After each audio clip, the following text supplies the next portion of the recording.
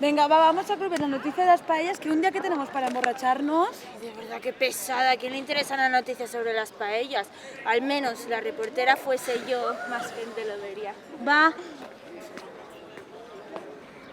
Tete, tengo que conquistar a esa pava, pero ya.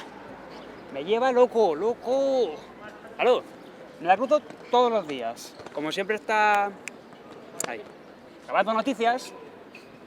Troy, no digas tonterías. Está fuera de tu alcance. Es universitaria y de telegrafías. Demasiado para ti. Demasiado para mí. Demasiado para mí, ¿para qué era? Eso ya lo veremos. Demonios, qué humor.